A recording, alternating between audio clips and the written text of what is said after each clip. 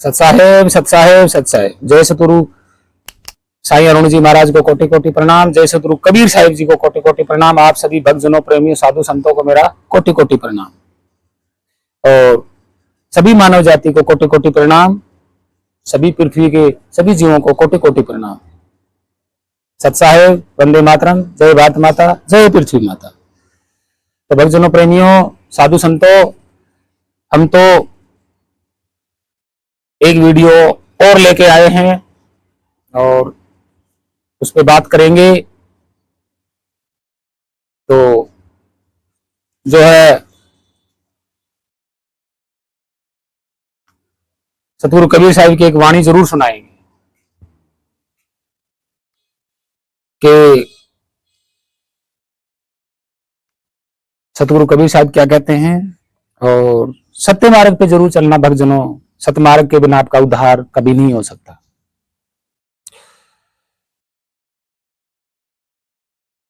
तो सतगुरु कबीर साहिब की जो वाणी है वो हम आपको बता देते हैं।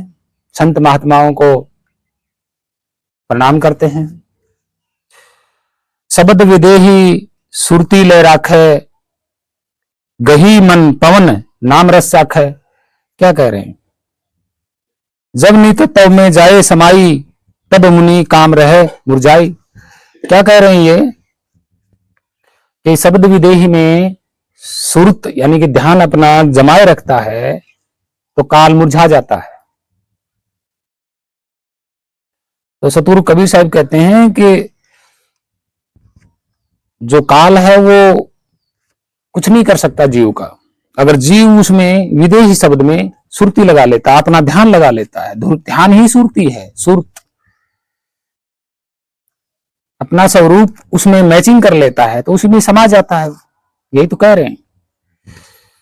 और सच्चे सतगुरु के भेदी गुरु के बिना आप उस स्वरूप का भेद नहीं पा सकते। ये सत्य है। तो भक्तजनों, प्रेमियों, जो वीडियो हम बता रहे हैं वो है 27 सेकंड की, 37 सेकंड की वीडियो है। और ये क्या कह रहे हैं जरा इसको बताइए। बुद्ध ने कहा था कि मैं विष्णु को नहीं मानूंगा, देखो मैं अच्छी तरह से ब्रह्मा को नहीं मानूंगा, मैं गणेश को नहीं मानूंगा। बुद्ध ने कब कहा था? जिस बुद्ध की शरणागति के लिए आप चले हैं, बुद्धम शरणम गच्छामि कह रहे हैं, उस बुद्ध ने कब कहा था ये? और अगर उस बुद्ध ने नहीं कहा तो आप बौद्ध कैसे बन रहे हो? आपको कहा जा रहा है कि आप बौद्ध बन रहे हो। बंधुओं, असल में आप बौद्ध नहीं बन रहे हो, क्योंकि अगर बौद्ध बनते तो बुद्ध की बताए गए रास्ते पर चलते। आप बौद्ध नहीं बन रहे हो, आप कुछ और ही बन रहे हो। और आप क्या बन रहे हो आज तक परिभाषित नहीं हो सकता। ये भगवान बुद्ध पे चर्चा कर रहे हैं कि भगवान बुद्ध ने कब कहा कि विष्णु को नहीं मानूंगा, गणेश को नहीं मानूंगा। देखिए, ये बहानेबाजी है।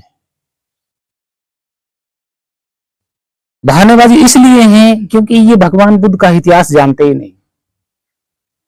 भगवान बुद्ध का ना ही तो ये मार्ग जानते हैं और ना ही भगवान बुद्ध का इतिहास जानते हैं। भाई, भगवान बुद्ध का जो समकालीन जो भाषा थी, मूल भाषा लिखने वाले, उस भाषा में तो ये नाम मिलते ही नहीं। उन्होंने भाई 10वीं शताब्दी से पहले विष्णु नाम था ही नहीं। 9वीं शताब्दी 8वीं शताब्दी में ये नहीं थे। गणेश, विष्णु, ब्रह्मा वगैरह ये नाम नहीं थे। ये तो बाद में इन्होंने लिखे हैं। अब नालंदा यूनिवर्सिटी में हाइब्रिड संस्कृत बौद्धिस्ट की थी, वो पढ़ते थे। हाइब्रिड संस्कृत थी उनकी। उसी से जो है, उसी संस्कृत की जो है डिजाइन संस्कृत है ये। और जो ये आज की जो संस्कृत ये लिख रहे हैं, ये संस्कृत तो कम से कम भी 15 भाषाओं से मिली जुली एक तैयार भाषा है। प्राचीन भाषा कहां से आ गई है? संस्कृत भाषा कई बहुत भाषाओं से मिलकर बनी है।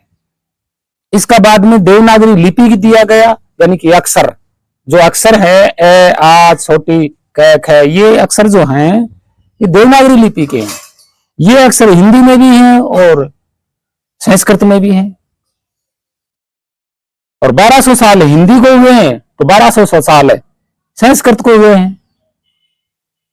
तो भाई, 10वीं शताब्दी से पहले इनकी कौन सी संस्कृत थी? जो 10वीं शताब्दी से पहले जो संस्कृत थी वो तो नालंदा यूनिवर्सिटी में पढ़ाई जाती थी। अब आप हिसाब लगाइए, वहां ऐसा कुछ मिलता नहीं है। ये कह रहे हैं कि भगवान बुद्ध का इतिहास जानते हैं, भगवान बुद्ध के अवतार बता दिए इन्होंने कि विष्णु के अवतार हैं भगवान बुद्ध। देखो, इनके हर ग्रंथ में भगवान बुद्ध का नाम मिल जाएगा, गीता में मिल जाएगा, रामायण में मिल जाएगा, महाभारत में मिल जाएगा, वेद में मिल जाएगा। जो चीज पहले से लिखी होती है उसमें बाद के व्यक्ति का नाम लिखा जा सकता है? नहीं लिखा जा सकता। जो व्यक्ति पहले हो चुका होता है, और जब हम कोई चीज लिखते हैं तो जो पहले बीता हुआ होता है उसके बारे में तो हम लिख सकते हैं, लेकिन जो आज मैं कोई ग्रंथ लिखता हूं और 10 साल बाद में कोई ऐसी बात होती है तो मेरे लिखे हुए ग्रंथ में कैसे मिल जाएगी भाई? भाई मैंने तो ग्रंथ लिख दिया, अब 10 साल बाद में कोई चीज मिलती है तो मेरे ग्रंथ में कैसे ऐड हो जाएगी?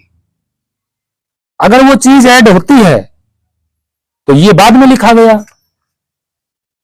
तो इसी तरह वेद में जब बुद्ध का नाम आया तो वेद तो बाद में लिखा गया। बुद्ध से पहले वेदों में बुद्ध का नाम कैसे हो सकता है? भाई इनको सम्राट अशोक की भाषा समझ में नहीं आती, क्या लिखा हुआ है। वहां विष्णु नाम कोई है ही नहीं। वो ऐसा थोड़ी है कि वो उस जमाने की भाषा नहीं थी, लिखी पढ़ी जाने वाली भाषा थी। सम्राट अशोक ने शिलालेखों पे लिखवाया है, हर जगह यूज होता था वो, लेखन में, राजपाट में, हर जगह यूज होती थी। मोहर पे यूज होती थी वो भाषा। तो वो लोक भाषा कैसे हुई? लोक भाषा नहीं थी वो, अखंड भारत की भाषा है। प्राकृत भाषा जो धम्मलिपि, ब्रह्मलिपि, जो सम्राट अशोक की भाषा है, वो इनके समझ में नहीं आ रहा, और ये इन्होंने विष्णु का अवतार बना दिया भगवान बुद्ध। और इनको क्या पता कि भगवान बुद्ध ने विष्णु को माना था या गणेश को माना था या किसी चीज देवी देवताओं को माना था या नहीं माना था। ये कह रहा है कि भगवान बुद्ध ने कब कहा कि विष्णु को नहीं मानूंगा, गणेश को नहीं मानूंगा? क्या उन्होंने हां भरी थी क्या कि भी मैं मानूंगा? इन्होंने तो विष्णु, गणेश, इनको जोड़ करके ना भगवान बुद्ध का ज्ञान में तो दिखा दिया कि विष्णु से और गणेश से ज्ञान प्राप्त किया है भगवान बुद्ध ने। ये तो ये बात मैचिंग हो रही है ना, ये खुद कह रहा है। भाई त्रिरत्न है, त्रिपिटक, विनायक पिटक भी तो है, उसमें नहीं लिखा हुआ। बहुत सारे ग्रंथ हैं भगवान बुद्ध के, शिलालेखों पे कहीं मिलता नहीं है, कहीं बाहर के देशों के राजाओं के शिलालेखों में नहीं मिलता है, बड़े बड़े स्तूप हैं उन पे नहीं मिलता है, जहां खोदो वहीं भगवान बुद्ध निकल रहा है, इनका कोई प्रमाण नहीं मिलता है। इनका मेन मकसद क्या है? असलियत को दबाना। ये कभी ये नहीं बताएंगे कि हमारे वेदों में या हमारी ग्रंथों में बाद में ये चीज लिखी गई है। इनके पास कोई प्रमाण नहीं है, ये सीधा ही अपना ग्रंथ दिखाते हैं कि देखो हमारे ग्रंथ में लिखा हुआ है। इनके पास इतिहास थोड़ा ही है, इतिहास नहीं है इनके पास, सीधा अपना ग्रंथ उठाते हैं कि ये लिखा हुआ। अभी ऐसे कौन मान लेगा भाई? कागज पे भाषा में जो ग्रंथ लिखे हुए उनको ऐसे कौन मान लेगा? प्राचीन दिखाओ, 2500 वर्ष पहले का दिखाओ, 4000 वर्ष पहले का दिखाओ, तब तो माना जाएगा। अब 1200-1300 साल के 1200-1300 ईस्वी में कोई किताब आप लिखते हैं या संस्कृत में लिखते हैं या हिंदी में लिखते हैं, तो क्या वो किताब भगवान बुद्ध के जमाने की हो जाएगी? नहीं होगी। ना वो किताब होगी ना वो भाषा होगी। तो भक्तजनों, प्रेमियों, ये सब गढ़ंत है, मन गढ़ंत, और सच्चाई को छुपाते हैं ये। और हमारे पूर्वजों को पढ़ने नहीं दिया, और जब पढ़ने नहीं दिया तो वो बेचारे सच्चाई जान नहीं पाए, उनको भरमाते रहे, कर्म कांडों में, देवी देवताओं में, ग्रंथों में, वेदों में, पुराणों में कि ये हुआ था, मंत्र करो, कर्म कांड करो, तुम्हारा उद्धार हो जाएगा, वो हो जाएगा। यही काम तो था और यही काम आज कर रहे हैं ये। ऐसा नहीं है। बुद्ध कौन बनता है, भगवान बुद्ध कौन है, इनको नहीं पता।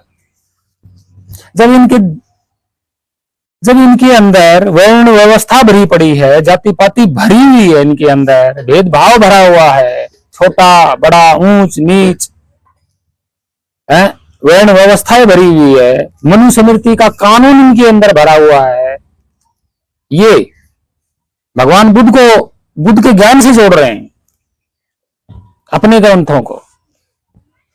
तो भक्तजनों प्रेमियों, ये सब इनकी चाल है, इनकी चाल में मत फंसना, इनकी बात को मत मानना कि भगवान बुद्ध ने माना होगा विष्णु को, गणेश को। ऐसा नहीं था, उनके जमाने में ऐसा कुछ था ही नहीं, उनकी भाषा में नहीं मिलता, उनके ग्रंथों में नहीं मिलता। तो आशा करता हूं भक्तजनों प्रेमियों, ऐसे पाखंडियों से आप दूर रहें।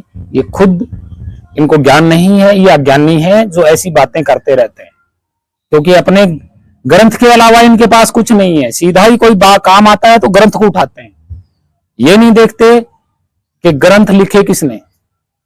अब ये ग्रंथ पढ़ रहा है, ये बोल रहा है, ये भी तो जीव है, मनुष्य जीव है, लेकिन अहंकार है इसको नहीं पता कि समय किसी को नहीं छोड़ता।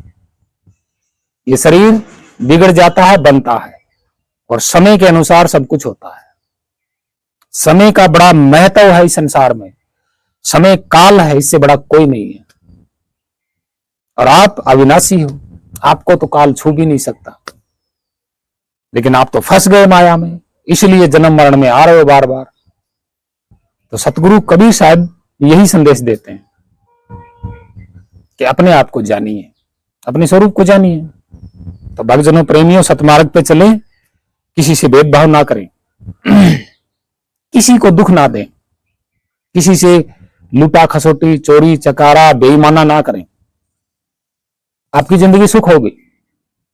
और समय का अच्छा प्रयोग करें ताकि समय आपको दुख ना दे सके, काल दुख ना दे सके।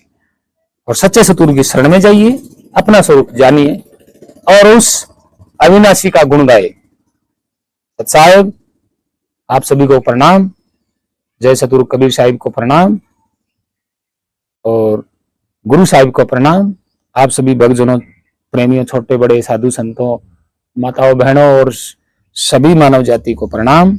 हम सब समान हैं, कोई भेदभाव नहीं है।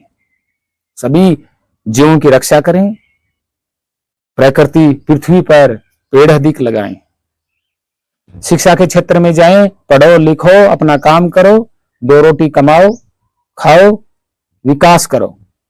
बस यही आपका सतमार्ग है, सत्साही। वंदे मातरम, जय भारत माता, जय पृथ्वी माता। सत्साही।